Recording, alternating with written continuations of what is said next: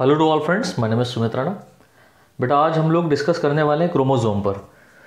हम लोग BSc first year के जूलॉजी थर्ड पेपर के बारे में डिस्कस कर रहे थे, जिसमें आज हम लोग का जो मोस्ट इंपॉर्टेंट टॉपिक है क्रोमोसोम। जेनेटिक्स में ही देख रहे थे, जेनेटिक्स में हम लोगों ने सेल डिवीज़न देख लिया था।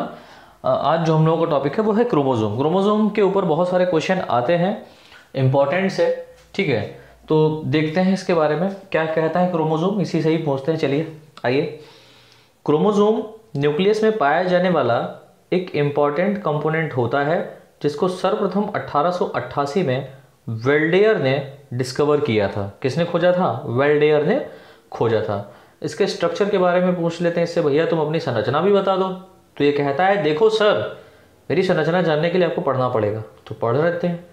देखिए लिखा है, क्रोमोसोम की स्टडी के लिए सेल डिवीजन के समय मेटाफेज स्टेज में बेस्ट तरीके से देखी जा सकती है। यानी कि यहाँ ये कह रहा है कि गुणसूत्र क्रोमोसोम चिल्ला चिल्ला के कह रहा है कि भैया देखो, मेरी स्टडी के लिए आपको सेल डिवीजन को थोड़ा सा देखना पड़ेगा।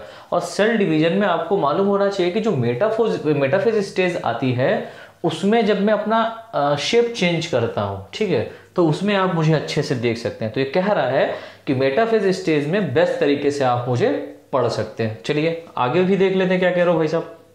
क्रोमोसोम के स्ट्रक्चर में फॉलोइंग पार्ट्स पाए जाते हैं, जिन्हें क्रमशः पेलिकल यानी कि इसकी आउटरमोस्ट कवरिंग, कॉमा उसके बाद में मैट्रिक्स जो उसके अंदर भरा रहता है, pellicle comma matrix comma chromatid भी यहाँ पर प्रेजेंट रहते हैं, सेंट्रोमियर कॉमा सैटेलाइट बॉडीज आदि होती हैं, ठीक है, यह कहते हैं।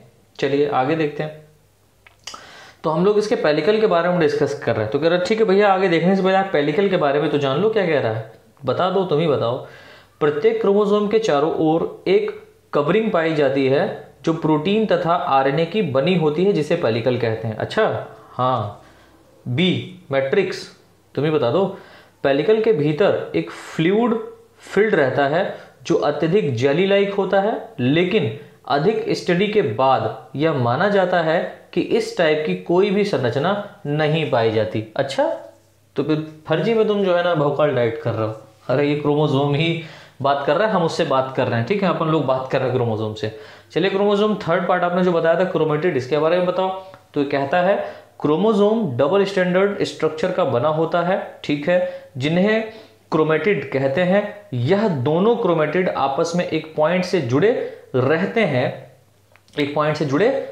हैं, जिसे कॉन्स्ट्रिक्शन कहते हैं। क्या कहते हैं? कॉन्ट्रिक्शन कहते हैं। जहां पर ये दोनों क्रोमेटिड आपस में जुड़ते हैं उसको कॉन्ट्रैक्शन कहते हैं। नीचे से लिखा है, कह रहा है क्रोमेटिड भी 2, 4 या 8 फाइबर के बने होते हैं। इन फिब्रिल्स के बने होते हैं। इन फिब्रिल्स में कॉइलिंग के समय मोतीनुमा संरचना दिखाई देती है, जिन्हें ही क्रोमोमियर्स कहते हैं। अच्छा चलिए और बताइए। तो डी जो क्वेश्चन यहां पर आपने कहा है वो है सेंट्रोमियर एंड प्राइमरी कॉन्स्ट्रिक्शन। तो सेंट्रोमियर और प्राइमरी कॉन्स्ट्रिक्शन क्या है, चलो ये भी बता देता हूं। क्रोमोसोम में किसी एक भाग पर लाइट पार्ट होता है, हल्का भाग होता है, जिसे सेंट्रोमियर कहते हैं। जिसे क्या कहते हैं? सेंट्रोमियर कहते हैं। यह क्रोमोसोम का वह पार्ट होता है जहां पर सेल डिवीजन के समय स्पिंडल फाइबर आकर जुड़ते हैं, जो कि क्रोमोसोम्स को दो भागों में डिवाइड करता है। ठीक है भैया, तो ये तुम्हारा स्ट्रक्चर है। हाँ, आप देख रहे हैं ये जो स्ट्रक्चर आप देख रहे हैं, इनको हम लोग बोलते हैं क्रोमेटिड। क्या बोलते हैं? क्रोमेटिड। और इसके बाहर की ओर आप देख रहे हैं ये चारों तरफ इसके स्ट्रक्चर पाया जा रहा है, ये कवरिंग, इसको हम लोग बोलते हैं पेलिकल। इसके ठीक अंदर आप आएंगे तो फ्लूइड भरा रहेगा, जिसको मैट्रिक्स कहते हैं। और ये देखो थ्रेड लाइक जो स्ट्रक्चर आपको, धागेनुमा रचना आपको रेड कलर की जो इसमें दिखाई दे रही है, इसको हम लोग बोलते हैं क्या? इसको हम लोग बोलते हैं क्रोमोनिमेटा या डीएनए। इसको हम लोग बोलेंगे क्या? क्रोमोनिमेटा या डीएनए। इस क्रोमोनिमेटा या डीएनए पर मोतीनुमा रचना, ये पॉइंट लाइक स्ट्रक्चर, इसको हम लोग बोलते हैं क्रोमोमियर्स, ठीक है। और ये दो क्रोमेटिड आपस में जुड़े होते हैं, एक बीच में हल्का सा पॉइंट लाइक स्ट्रक्चर है, जिसको हम लोग बोलते हैं सेंट्रोमियर, या इसी को हम लोग बोलते हैं प्राइमरी कॉन्स्ट्रिक्शन। अच्छा, तो ये आपका स्ट्रक्चर है। हाँ, किसी किसी बुक में अलग अलग तरीके का बना है, आपने पता नहीं कैसे बनाया, तो भैया जो अच्छा वाला बना है वही आप बना लीजिएगा। चलिए आगे देखें। इसका कह रहा है क्रोमोसोम्स में सेंट्रोमियर कि पोजीशन के आधार पर इनकी डिफरेंट शेप एंड टाइप के हो जाते हैं, या डिफरेंट शेप एंड टाइप के हो जाते हैं जो फॉलोइंग टाइप से हैं। अच्छा, यानी सेंट्रोमियर जो है उसकी पोजीशन निश्चित नहीं होती। हाँ, नहीं होती। क्यों नहीं होती? तो ये कहेगा भैया देखो, जो सेंट्रोमियर है वो कहीं पर भी हो सकता है, या तो सेंटर में हो सकता है, या सेंटर से थोड़ा ऊपर हो सकता है, या टिप पर हो सकता है। अब सेंट्रोमियर के बेसिस पर तुम चेंज हो जाते हो। ये कहता है हाँ, मैं सेंट्रोमियर के बेसिस पर चेंज हो जाता हूँ। तो क्या क्या चेंजेस है वो भी बता दिए। चलो, आप तो जानते नहीं कुछ, हमें बताते हैं। तो पहला यहाँ पर पॉइंट देखिए आएगा मेटासेंट्रिक। मेटासेंट्रिक क्या होता है? बता रहे हैं भाई, का है जिद काट रहे हो। ठीक है, लिखा इसमें सेंट्रोमियर क्रोमोसोम्स के लगभग मिडिल पार्ट में प्रेजेंट होता है, जिसके कारण यह वी शेप का हो जाता है। अच्छा, ये खास बात है। हाँ, बस इतना याद रखो, आप ज़्यादा ना याद रखो। ठीक भैया। एक्रोसेंट्रिक क्या है? एक्रोसेंट्रिक देखो, इसमें सेंट्रोमियर क्रोमोसोम्स के कॉर्नर पर प्रेजेंट होने से एक आर्म छोटी तथा दूसरी आर्म काफ़ी बड़ी दिखाई देती है, जो कि एल शेप दिखाई देती है, या एल शेप हो जाती है।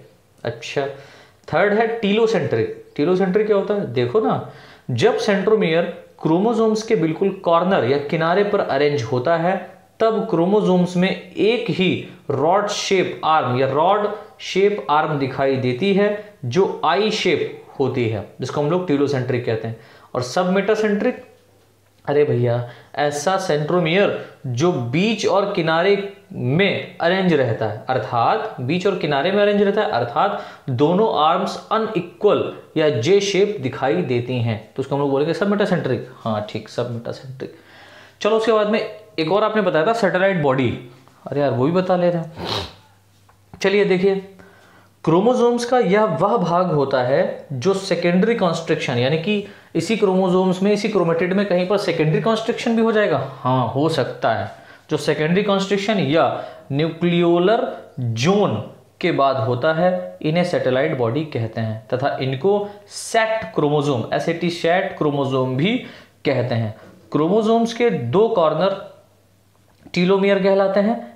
यानी कि दो कॉर्नर इसके होते हैं, ये और ये वाले, ये किनारे कॉर्नर, इसको टीलोमियर कहते हैं, टीलोमियर कहलाते हैं। टीलोमियर का यह स्पेसिफिक नेचर होता है कि यह कभी भी दूसरे क्रोमोसोम से नहीं जुड़ता। ठीक है, ये कभी भी दूसरे क्रोमोसोम से अटैच नहीं होगा। चलिए, इसका केमिकल कंपोजिशन या इसका केमिकल नेचर देख लेते हैं। हाँ, देख लीजिए। देखिए, क्रोमोसोम्स मेनली न्यूक्लिक एसिड और प्रोटीन का बना होता है, इसीलिए इसे न्यूक्लियोप्रोटीन भी कहते हैं। ये किसका बना होता है? न्यूक्लिक एसिड का बना होता है। दैट मीन्स ये न्यूक्लिक एसिड और प्रोटीन दोनों से मिलकर बना होता है, इसीलिए इसको हम लोग क्या बोलते हैं? न्यूक्लियोप्रोटीन कहते हैं। ठीक है, चलिए, ये इतनी बात हो गई क्रोमोसोम्स की। अब क्रोमोसोम्स के केमिकल नेचर में अगर हम लोग थोड़ा सा एंट्री करेंगे, तो हमारे सामने एक पॉइंट निकल करके आता है, जिसको हम लोग बोलते हैं न्यूक्लिक एसिड। क्या निकल करके आता है? Nucleic acid. और ये बहुत इंपॉर्टेंट है आपके एग्जाम के पॉइंट ऑफ व्यू से भी। और ये न्यूक्लिक एसिड जो होता है न्यूक्लियस में पाया जाता है, स्पेशली क्रोमोसोम्स में ही होता है, डीएनए और आरएनए के फॉर्म में। ठीक है, तो ये जो डीएनए आरएनए है, स्पेशली उसी को हम लोग यहाँ पर डिस्कस करना है। चलिए, न्यूक्लिक एसिड, तुमसे बात करें? नहीं सर, आप हमको खुद पढ़ लीजिए, बोर कर रहे हैं आप। चलो ठीक, हम खुद ही आपको पढ़ लेते हैं। देखिए क्या लिखा है। यह डीएनए तथा आरएनए के रूप में होता है। आरएनए के कंपैरिजन में डीएनए का अमाउंट ज़्यादा होता है, और इसी के द्वारा माता पिता से उनकी संतानों में हेरिडिटी कैरेक्टर को ट्रांसफ़र किया जाता है। यानी कि जो न्यूक्लिक एसिड है, इसी के द्वारा ही जो जेनेटिक लक्षण होते हैं या जो आनुवंशिक लक्षण होते हैं, उनको माता पिता से उनकी संतानों में ट्रांसफ़र करते हैं। ये कह रहा हाँ, ओहो मज़ा आ गया। चलो, क्रोमोसोम में करीब 90% डीऑक्सीराइबोन्यूक्लियोप्रोटीन होता है, तथा शेष भाग राइबोन्यूक्लियोप्रोटीन का होता है। यानी कि जो 90% भाग होगा वो डीऑक्सीराइबोन्यूक्लियोप्रोटीन होगा, और बाकी का बचा हुआ भाग राइबोन्यूक्लियोप्रोटीन का होता है। नई लाइन से लिखा है, क्रोमोसोम में 45% भाग डीएनए तथा 55% भाग हिस्टोन प्रोटीन स्थित होता है, अर्थात प्रोटीन की मात्रा डीएनए से अधिक होती है। यानी कि उसमें प्रोटीन है वो डीएनए से ज़्यादा है। चलिए, नई लाइन से देखिए, क्रोमोसोम में पाई जाने वाली प्रोटीन को मुख्यतः दो भाग में बांटा गया है, जिन्हें क्रमशः हिस्टोन तथा नॉन हिस्टोन प्रोटीन कहते हैं। अच्छा, एक खास बात देखिएगा, यहाँ पर मैंने दो प्रोटीन का नाम लिया, एक लिया हिस्टोन, दूसरा है नॉन हिस्टोन।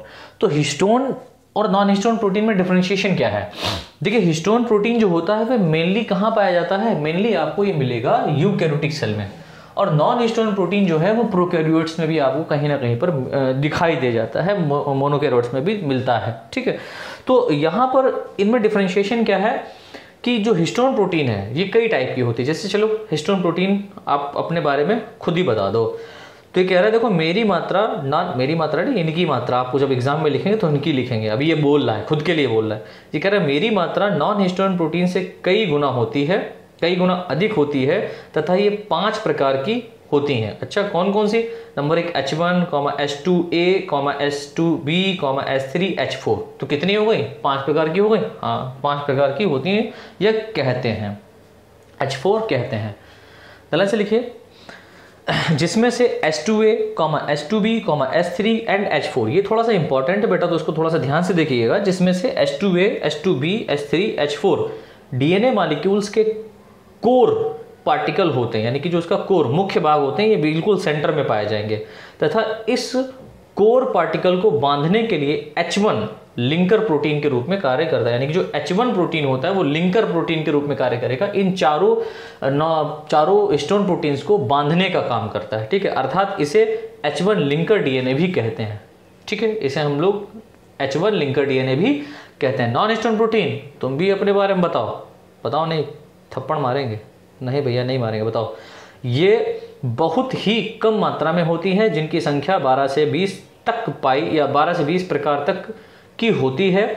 यह माना जाता है कि यह प्रोटीन कुछ स्पेसिफिक जीन के फंक्शन को कंट्रोल करते हैं। ठीक है, ये जो नॉन हिस्टोन प्रोटीन होती हैं कुछ स्पेशल टाइप की जीन के फंक्शन है, उनको ये कंट्रोल करता है। बस इतना ही आप इसमें समझें।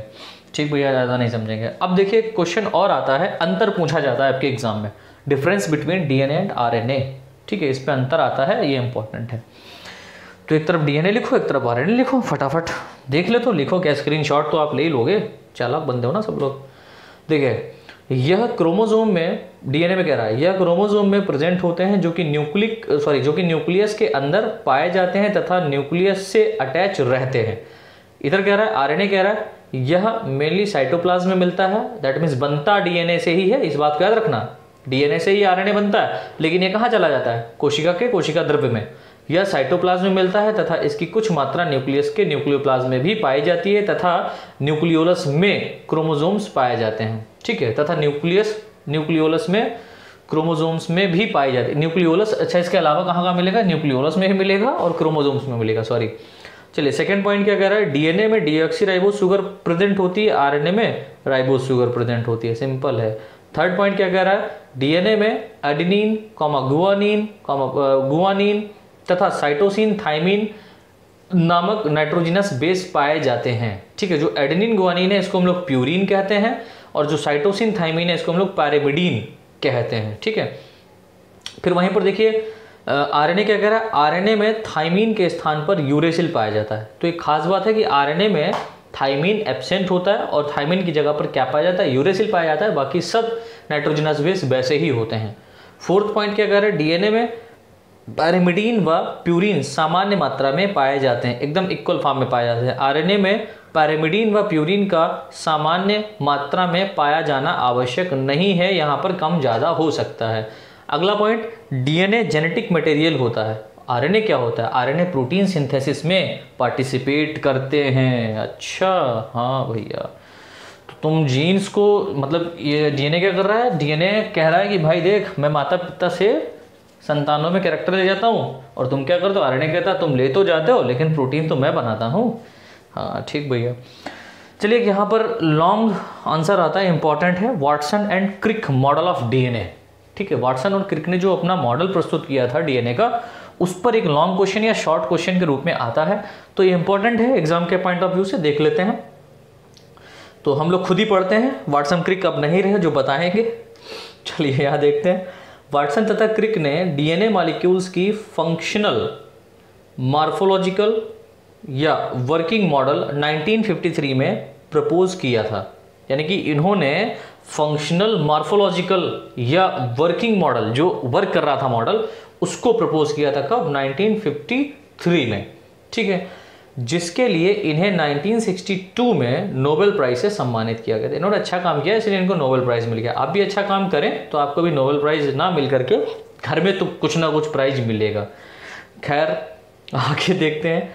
वाटसन एंड क्रिक के according DNA molecule 2 polynucleotide chain का बना होता है, ठीक है, जिसकी फॉलोइंग कैरेक्टर इस प्रकार से हैं। कौन कौन से कैरेक्टर हैं? इन कैरेक्टर्स के बारे में बेटा याद कर लो। रट्टा आपने बुक्स में या मॉडल में आपने देखा होगा, वहाँ पर बहुत कठिन लैंग्वेज लिखी हुई है, यहाँ पर बहुत ही सिंपल लैंग्वेज और इंग्लिश में लिखा हुआ है, that means Hindi English mix, तो आपको कुछ ज़्यादा ही समझ में आएगा। एग्जाम में इसी तरीके से लिखिएगा, बिल्कुल भी नंबर नहीं कटने वाले हैं। कुछ लोग पूछते भी हैं सर क्या नंबर कटेंगे, तो भैया नहीं कटेंगे नंबर, आप दोनों तरीके से लिख सकते हैं। अगर आप ज़्यादा इंटेलिजेंट है तो पूरा अंग्रेजी में लिख के आओ, कम इंटेलिजेंट है तो पूरा हिंदी में लिख के आओ, बीच वाले हैं, मतलब बीच वाले कहने का मतलब ये है कि हिंदी भी आपको आती है, इंग्लिश भी आपको आती है, तो दोनों लिख करके आओ, ठीक है ना।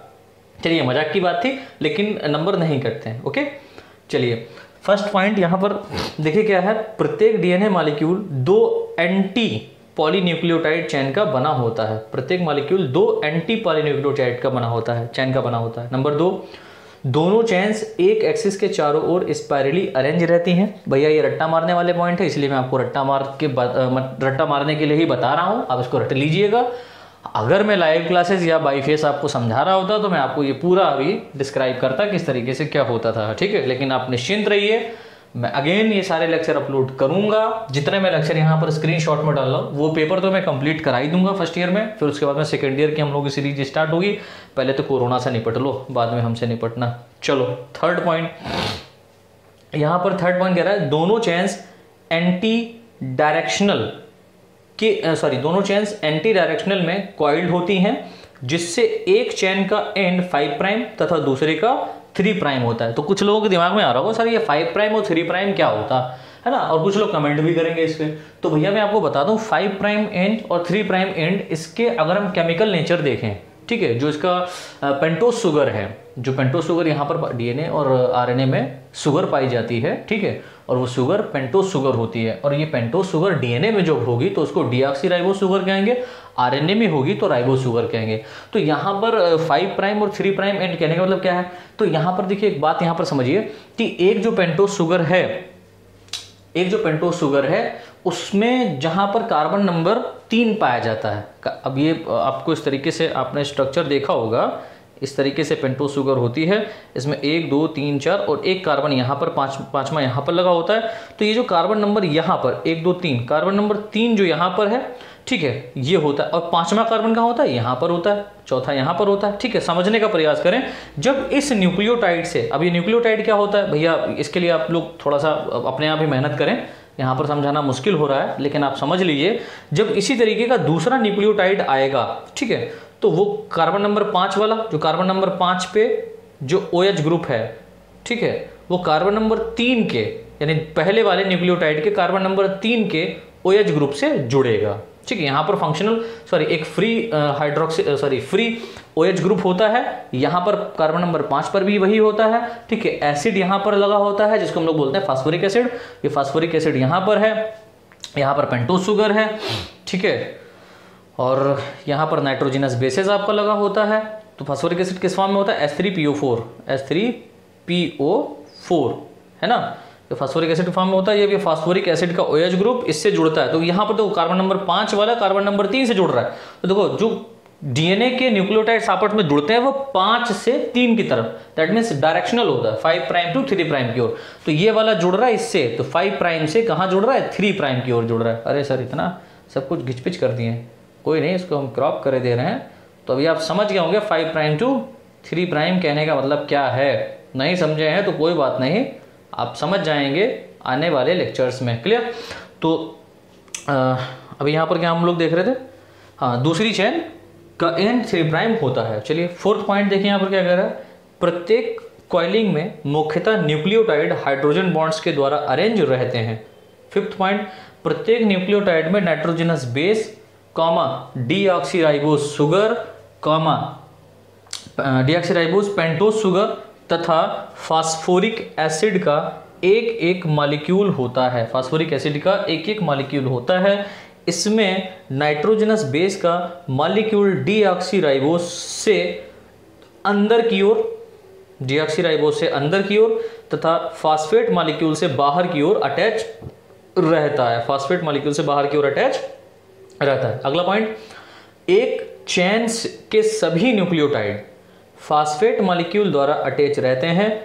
इनके बीच के बॉन्ड को फास्फोडाइस्टर बॉन्ड कहते हैं। 7, दोनों स्ट्रैंड के न्यूक्लियोटाइड भी आपस में बॉन्ड के द्वारा जुड़े रहते हैं। आपस में बॉन्ड के द्वारा जुड़े रहते हैं। तो दोनों स्ट्रैंड के जो न्यूक्लियोटाइड्स हैं वो आपस में, अरे यार हाइड्रोजन बॉन्ड यहाँ पर इसने क्रॉप कर दिया बेचारी ने, मतलब ये किसी के नोट्स हैं जो मैंने बनवाए हैं, ठीक है, हाइड्रोजन बॉन्ड्स के द्वारा जुड़े रहते हैं। अगला पॉइंट है, डीएनए के दोनों न्यूक्लियोटाइड चेन में प्यूरीन एंड पायरिमिडीन की मात्रा बराबर होती है, क्योंकि एक चेन के प्यूरीन दूसरे चेन की पायरिमिडीन से जुड़े होते हैं। ठीक है, एक चेन की प्यूरीन दूसरी चेन की पायरिमिडीन से क्या होते हैं, जुड़े रहते हैं। एक चेन का एडेनिन दूसरे चेन के थायमीन से 2 हाइड्रोजन बॉन्ड से अटैच रहता है। तो प्यूरीन पायरिमिडीन जो एक का एडेनिन दूसरे चेन के थायमीन से 2 हाइड्रोजन बॉन्ड से जुड़ा रहता है तथा साइटोसिन गुआनिन से 3 हाइड्रोजन बॉन्ड से जुड़ा रहता है। ये ऑब्जेक्टिव क्वेश्चन आपका आता है, काफ़ी पढ़ा होगा आपने, आपको मालूम होगा, जुड़ा रहता है। 9 पॉइंट देखिए, दोनों चेन के सुगर मॉलिक्यूल्स की दूरी 11 एंगस्ट्रॉम होती है, यानी कि दो चेन के जो सुगर मॉलिक्यूल के बीच की दूरी है वो 11 एंगस्ट्रॉम है। नाइट्रोजनस बेस को सुगर के कार्बन नंबर 1 से जोड़ने वाले बॉन्ड्स हमेशा 51 एंगस्ट्रॉम का एंगल बनाते हैं।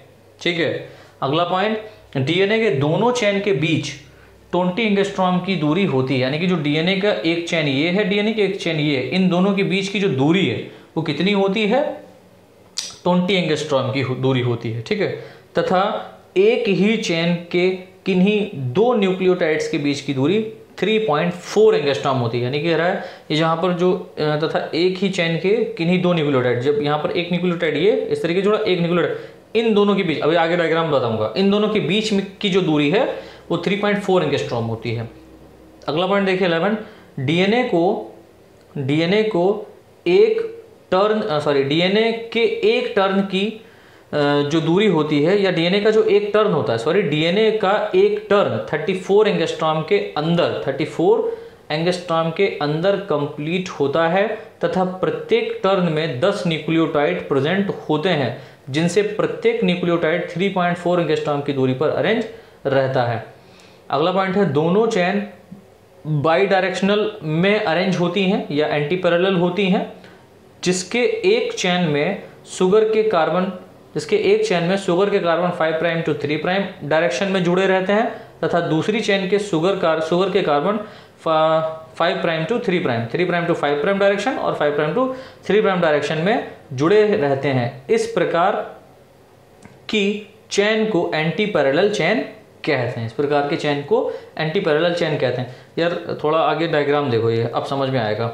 देखो इस डायग्राम में साफ साफ ये बताया गया है, क्या बताया गया है, एक सेकेंड, अरे हाँ, देखिए इस डायग्राम में साफ साफ ये बताया गया कि यहाँ पर देखो एक ये चेन जुड़ी है और एक ये चेन जुड़ी है। ठीक है, ये 2 चेन है और यहाँ पर देखो एक 5' ऊपर की ओर है, तो इसका ठीक नीचे क्या होगा, ये 3' है, ये 5' है तो इसके ठीक ऊपर ये 3' है, तो 5' to 3' यहाँ पर अरेंजमेंट होता है। इसने थोड़ा सीक्वेंस गलत लिखा है, आप सही कर लीजिएगा।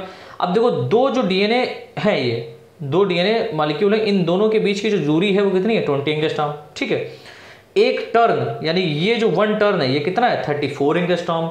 ये देखो एक ये न्यूक्लियोटाइड, एक ये न्यूक्लियोटाइड, इन दोनों के बीच की दूरी 3.4 एंगस्ट्रॉम। तो इस तरीके से यहाँ पर ये सारा का इसका स्ट्रक्चर बना है और एक आर्म हमने यहाँ पर अलग बनाई है। तो ये है वाटसन एंड क्रिक मॉडल, आपको बुक्स में और अच्छे से मिल जाएगा, तो उसको आप बनाइएगा। ठीक है, तो इसका आप चाहें तो स्क्रीनशॉट ले लीजिए। तो आशा करते हैं आपको काफ़ी समझ में आया होगा। सो स्टूडेंट्स, अगर लेक्चर समझ आया है तो प्लीज़ लाइक कीजिए, इसको शेयर कीजिए ज़्यादा से ज़्यादा और हमारे चैनल को सब्सक्राइब कीजिए और ज़रूर से ज़रूर कीजिए। ठीक है, रिक्वेस्ट है आप लोगों से। Thanks a lot.